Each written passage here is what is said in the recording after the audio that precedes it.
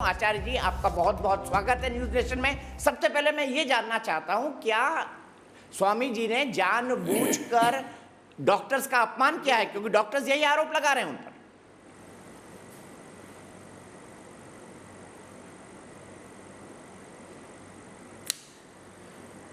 स्वामी जी महाराज ने पहले जो व्हाट्सएप का मैसेज था उसको पढ़ा था कि ये हमारी अंतरंग मीटिंग थी। ये बात सारे देश को पता चल चुकी, पहले नहीं पता थी तो। और इसके बाद में श्रद्धेय स्वामी जी ने खेद भी व्यक्त कर दिया कि भाई उससे मेरी बातों से यदि किसी को हुआ है तो व्यक्त भी कर चुके हैं। तो ये क्या चाहते हैं ये हमको नहीं पता, पर हम जो चाहते हैं वो स्पष्ट है कि जो IMA के नामधारी जो एक NGO है वो साबुन, टूथपेस्ट, पेंट और बल्ब को जो है उसका NOC सर्टिफिकेट देते हैं कि बल्ब जलाने से जो है वो 99% जो है बैक्टीरिया वायरस ख़त्म हो जाते हैं, या पेंट लगाने से जो है बैक्टीरिया ख़त्म हो जाते हैं। इनके पास वो कौन सी लैब है, कौन सी लेबोरेटरी है, कौन सी प्रयोगशाला है, शायद IMA के बहुत सारे चिकित्सक बंधुओं को भी ये पता नहीं होगा। मैं चिकित्सक या पैथी के हम लोग विरोधी नहीं हैं, परंतु यदि कोई ज्ञान के नाम पर अज्ञान फैलाता है और कोई किसी को भ्रमित करता है तो हम इसके विरोधी हैं। मैं पुनः ये जितने भी बंधु हैं, हमारे भाई बंधु हैं सारे चिकित्सक, और कोरोना का समय है और विवाद तो कभी भी अच्छा होता नहीं है।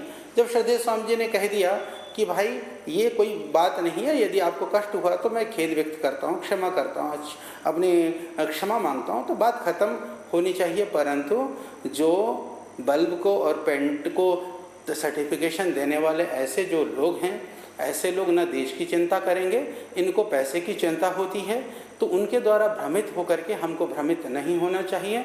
ये कोई विवाद नहीं है। आइए सब मिल करके देश के निर्माण में, कि आप सेवा दे रहे हैं तो आयुष के भी लाखों डॉक्टर्स कोरोना के काल पर सेवा दे रहे हैं और उसके द्वारा भी लाखों रोगियों को लाभ पहुंचा है, तो हम मिलकर के उसमें काम करें। हमने कहा कि इंटीग्रेटेड होलिस्टिक अप्रोच की हम बात करते हैं, मिलजुल करके काम करते हैं। इस पर भी कुछ चिकित्सक बंधुओं ने बहुत अपनी सहमति दिखाई, मैं उनको बहुत नमन करता हूँ, वंदन करता हूँ। पर कुछ लोगों की मानसिकता ऐसी थी, उन्होंने कहा कि ये मिक्सोपैथी लाना चाहते हैं, ये एलोपैथी को बर्बाद करना चाहते हैं। यानी आप ऐसा मानते हो कि योग और आयुर्वेद का उत्थान होने से तुम्हारे एलोपैथिक डूब जाएगा? आप इतना डरते हैं? भाई हम तो कहते हैं कि योग आयुर्वेद के साथ लेकर के आइए। योग और आयुर्वेद इतनी पुरानी विधा है कि हजारों वर्ष में बहुत सारी प्रयास हुए होंगे, बहुत तरह के षड्यंत्र भी हुए होंगे। आज भी वो दवाई तब काम करती थी।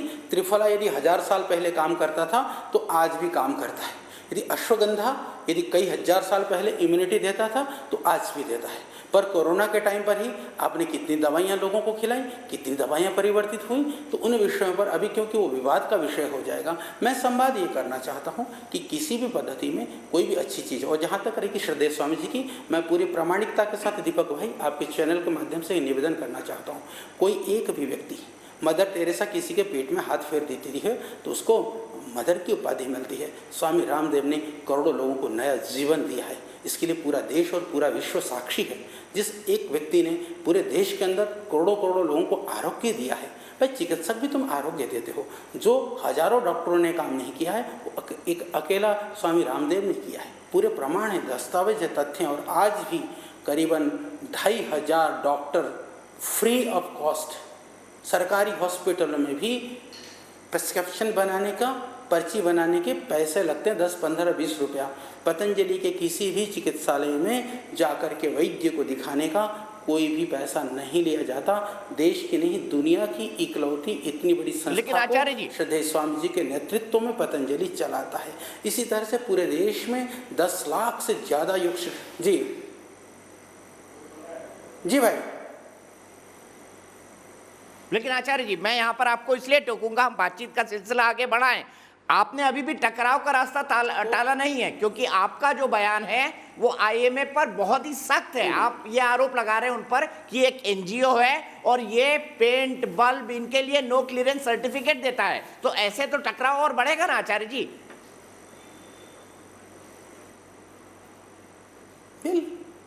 नहीं नहीं नहीं, ये आरोप नहीं भाई। देखो, कभी भी ना आरोप लगाना हमारा प्रयोजन नहीं है। मैं आपको बताता हूँ, हमेशा, और आप दीपक जी मुझे व्यक्तिगत रूप में भी जानते हो, मैं ऐसा मानता हूँ कि जो कर्म की ध्वनि होती है शब्द की ध्वनि से बहुत गहरी होती है। हम कर्म की ध्वनि को गुंजायमान करना चाहते हैं। हम कर्म कर करके देश के लोगों ने हमको प्रेम दिया है, आत्मीयता दी है, स्वीकार किया है। बहुत सारे लोगों के हित बाधित हुए हैं, बशर्ते वो हमारे कार्यों को किसी भी तरह से कुछ भी कहते रहें। हम तो खुले मन से, खुले दिमाग से, खुले भावना से सबको गले लगाने के लिए तैयार हैं और हम सबको सादर आमंत्रित करते हैं। आप पतंजलि आइए, आकर के पतंजलि कार्यों का निरीक्षण करिए, पतंजलि कार्य को देखिए, योग के रिसर्च को देखिए, आयुर्वेद के अनुसंधान को देखिए, फिर आप कुछ कहिए। तो मैं बात ये कर रहा हूँ कि ये जो IMA के हमारे दूसरे चिकित्सक बंधु हैं, क्या सभी लोग तो खराब नहीं हैं? उन लोगों को इसके लिए आवाज़ नहीं उठानी चाहिए? जो ड्रग माफिया हैं, जो दूसरे लोग हैं, जो कई हॉस्पिटलों के अंदर लूट खसोट मच रहा है, किनके लिए इन्होंने आवाज़ उठाई है? जितने भी, कई बार ऐसा होता है कि किसी की किडनी निकाल दी जाती है, कई लोगों को जो है डेड बॉडी भी जब तक पैसा नहीं दिया जाता है वो देने नहीं देते हैं। कितने लोगों की इन्होंने सेवा करी है, कितने लोगों की सहयोग करी है। इन ड्रग माफियाओं के विरुद्ध इन्होंने कितनी आवाज़ें उठाई हैं, कितने गरीबों के और अभावग्रसित लोगों के लिए इन्होंने कितनी सेवा करी है, वो भी तो बताएं। हम बताने को तैयार हैं हमने कितने लोगों की सेवा की है, कितने लोगों को हमारे द्वारा लाभ मिला है। तो जब बात होती है तो हमको ओपनली बात करना चाहिए दीपक भाई, और पूरी पारदर्शिता के साथ में, प्रामाणिकता के साथ में, और एक ऑथेंटिसिटी, विश्वसनीयता के साथ में बात करनी चाहिए। सिर्फ विवाद कर लेना, एक साधु को, एक सन्यासी को जिसने इतना बड़ा काम किया है उसको अपमानित करने के लिए, जलील करने के लिए बात करना, ये तो कदापि उचित नहीं है। और अभी इस तरह की कोरोना के पेंडेमिक में आप अपने मन को डाइवर्ट कर रहे हैं, बाकी लोगों को डाइवर्ट कर रहे हो। आप चिकित्सा के रोगी की सेवा करके बाकी कार्यों में आप अपनी ऊर्जा को व्यय कर रहे हो, ये तो उचित नहीं है। लेकिन आचार्य जी, मैंने मानी आपकी, साहब के मैं तर्क मानता हूं, लेकिन उनका भी तर्क है। उनका तर्क ये है, टर्र टर्र डॉक्टर कहने की क्या जरूरत थी? क्या इतने सारे डॉक्टर 2 बार वैक्सीनेशन के साथ मारे गए?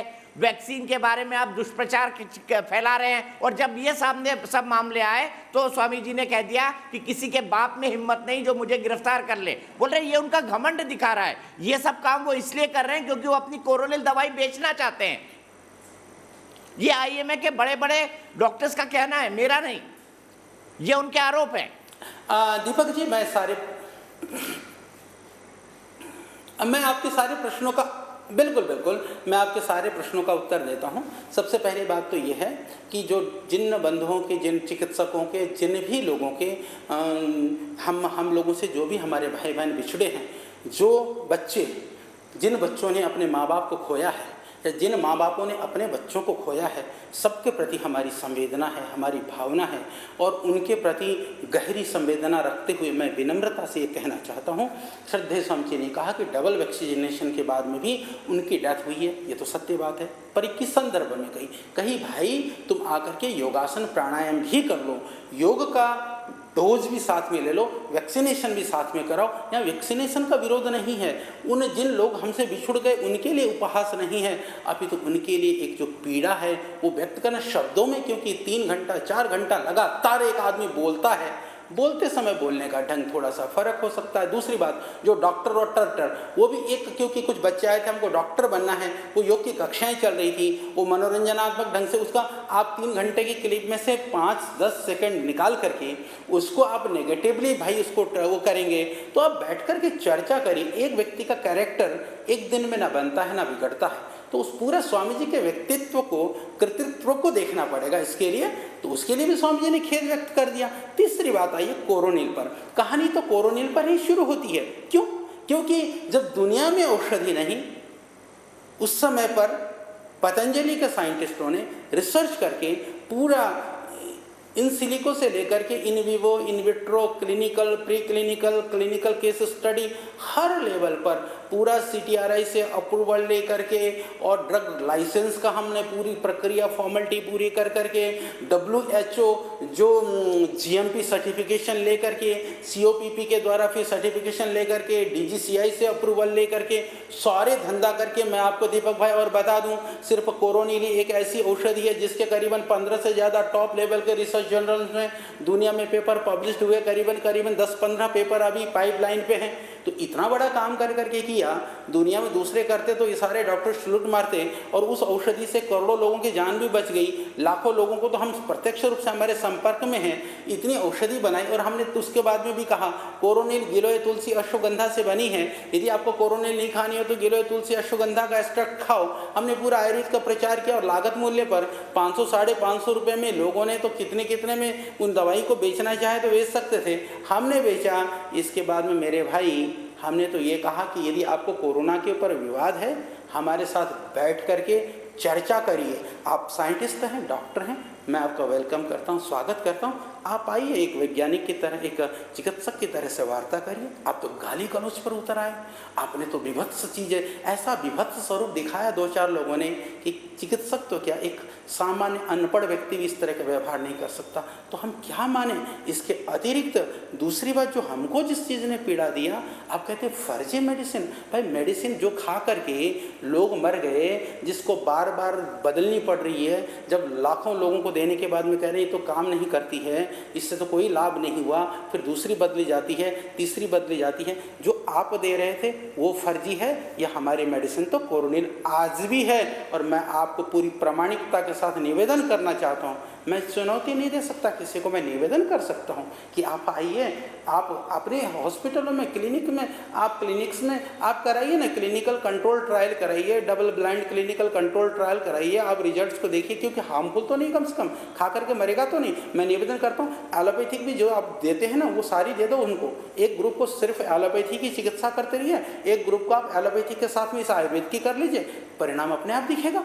क्योंकि एलोपैथिक ने जो करना हो तो करेगा ही, हम रोगी के ऊपर रिस्क भी नहीं होगा, इससे रोगी को नुकसान भी नहीं होगा, किसी के जीवन के लिए कोई खतरा भी नहीं होगा।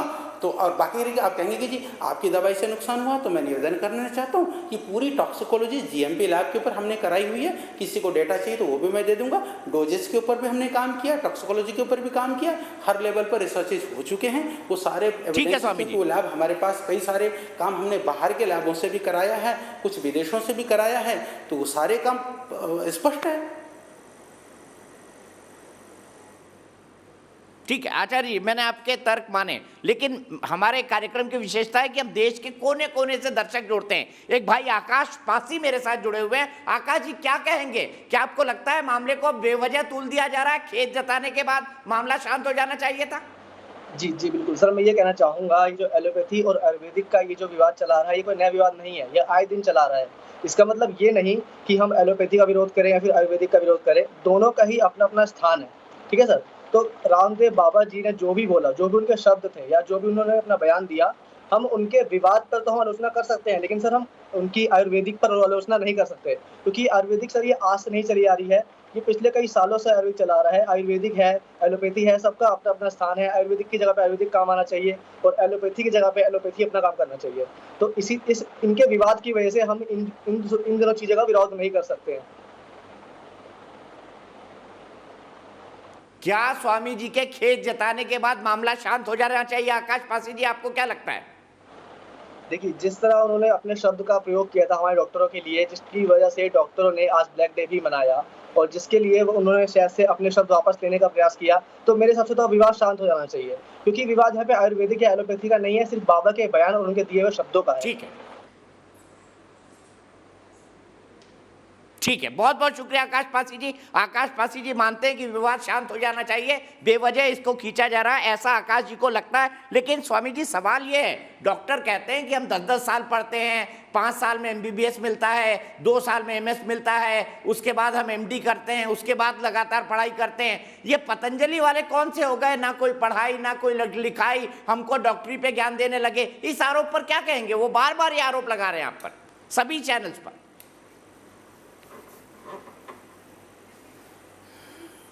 ऐसा देखो, खिसियानी बिल्ली खंभा नोचे। नॉलेज किसी की बपौती नहीं है, ज्ञान किसी की बपौती नहीं है। जिस प्रोफेशन के, जिस चीज़ के वो विद्वान हैं, एक्सपर्ट हैं, हम नमन करते हैं, प्रणाम करते हैं, पर सारे ज्ञान का ठेका उन लोगों ने नहीं ले रखा है। श्रद्धेय स्वामी जी को अभी भी आप देखोगे प्रतिदिन कितने घंटा पढ़ते हैं, कितना घंटा काम करते हैं। मैं निवेदन करना चाहता हूं कि यदि आप चाहते हैं कि आप बहुत स्वाध्यायशील हैं, बहुत आप परिश्रमशील हैं, तो मैं निवेदन करता हूं कि 4-5 दिन स्वामी जी के साथ रह करके उसी तरह के दिनचर्या को जिएं।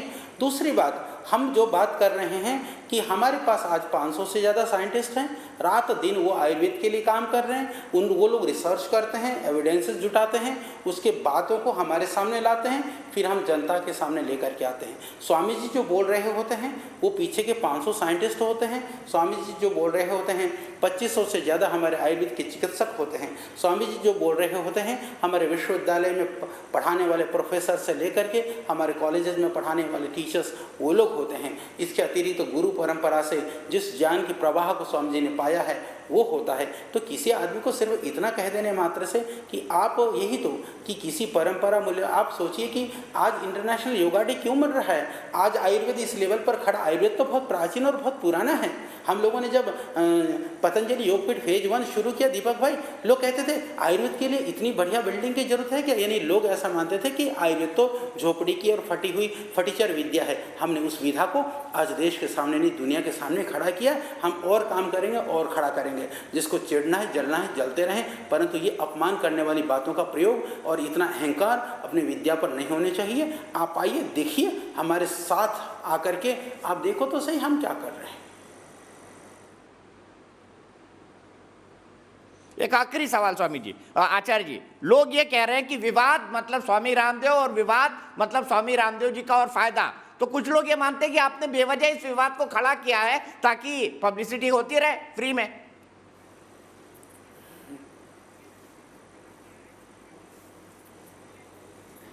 हाँ देखो भाई, हम विवाद को नहीं करते हैं खड़ा।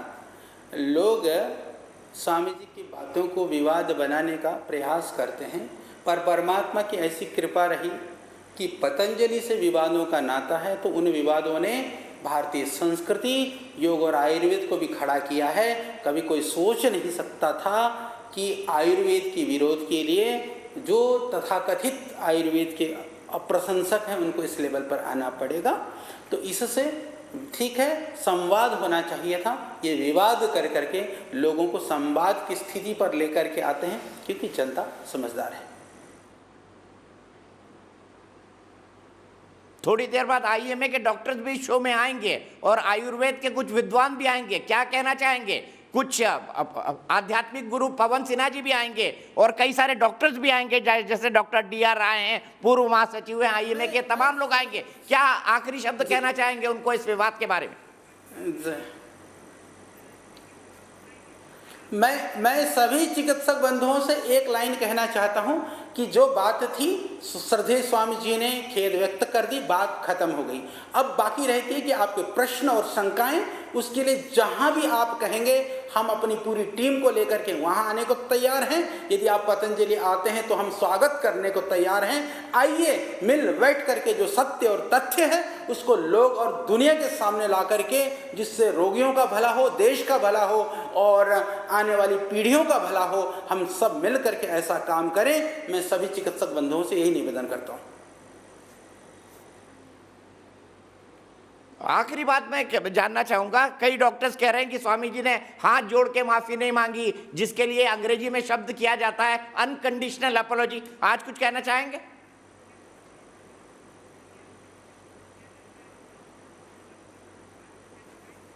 ऐसा देखो, मैं कहता हूँ कि हाथ जुड़ा लो, शीर्षासन करा लो, दंडवत करा लो। जब किसी व्यक्ति को कमल में भी मल दिखता हो, उनके लिए तो कहना ही क्या भाई। समझने वाले समझ रहे हैं, कुग्रह पूरा दुराग्रह उसको हम छोड़ करके आगे बढ़ें, इसी में है भलाई। बहुत बहुत शुक्रिया आचार्य जी, आपने वक्त निकाला, आप हमसे जुड़े। और मुझे पता है आपके हॉस्पिटल में भी कई सारे लोग होंगे और एक पूरी टीम आपका भी इंतजार कर रही होगी। आपका बहुत बहुत शुक्रिया।